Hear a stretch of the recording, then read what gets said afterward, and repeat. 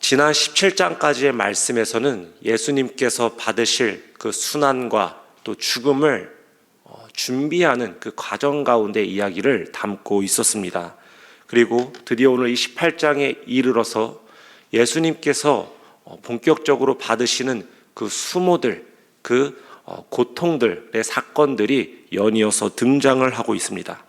특별히 18장에서는 바로 예수님께서 이 제자였던 가룟 유다에게 배신을 당하시고 또 제자인 베드로에게 부인을 받는 일들이 등장을 하고 있습니다. 그리고 안나스 앞에서 비공식적인 신문을 받으시고 빌라도 앞에서 이 로마식 재판을 받는 이야기들이 지금 18장에 연이어서 등장하고 있는 것입니다. 이 많은 수모와 또 이 비극적인 사건들에 앞서서 그런데 우리 주님께서 하신 한 가지 독특한 행동이 있으십니다.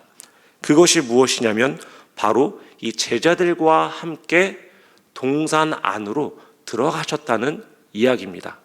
오늘은 바로 그 행동에 대해서 우리가 함께 묵상하고 나누면서 하나님께서 주시는 은혜가 무엇인지를 살펴보도록 하겠습니다. 예수님은요, 제자들을 위한 중보기도를 마치십니다. 그것은 이 땅에서 이 제자들을 위한 마지막 기도였습니다. 이후에 예수님께서 남겨진 이 고난의 잔을 마시는 것은 아주 짧은 시간뿐이었고 예수님 자신 또한 그 사실을 너무나도 잘 알고 계셨습니다. 그렇다면 이 고난의 잔을 마실 시간이 임박해 오는 그때에 예수님께서는 무슨 행동을 하셨는가?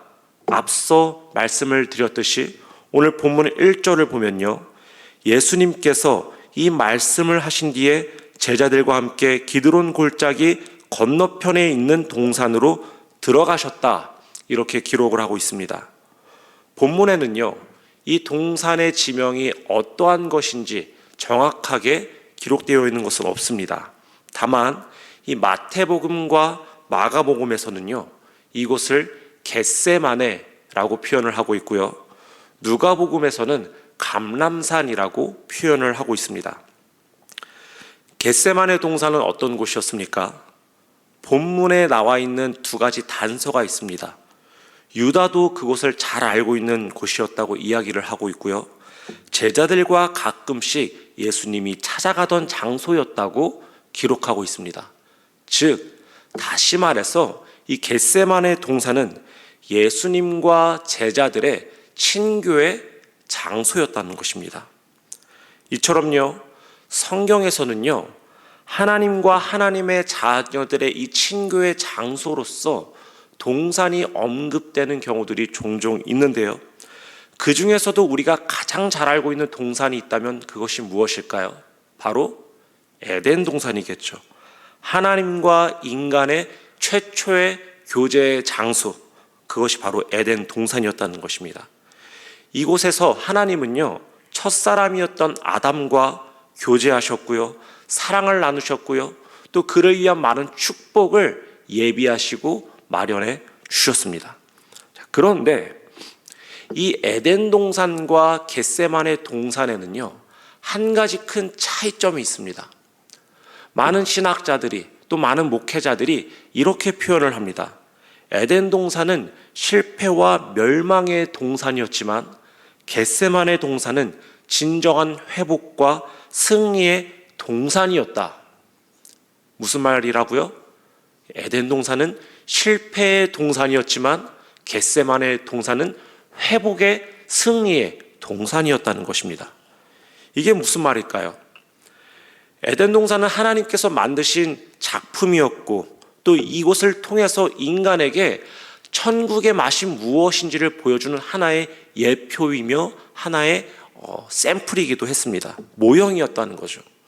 하나님은 이 첫사람 아담과 이곳을 거니셨고요, 동행하셨고요, 첫사람을 위한 모든 축복을 마련해 주셨습니다. 그러나 그 아름답던 동산이 어느 날 가장 가슴 아픈 비극이 담긴 장소가 되고 말았습니다. 첫사람은 그곳에서 죄를 지었고 쫓겨났고 하나님과 영원할 것만 같았던 그 동산은 굳게 문이 닫히고 말았다는 거죠. 그러면 겟세마네 동산은 어떻습니까? 이곳도 예수님과 예수님의 제자들이 아름다운 교제를 나누던 장소였습니다. 그런데 이곳에서도요, 비극적인 일들이 벌어집니다. 예수님이 배신을 당하시고 순환을 당하시고 십자가의 죽음을 맞이하게 되신다는 것입니다. 언뜻 보면 에덴 동산에서의 실패가 반복되는 것처럼 보이는 겁니다.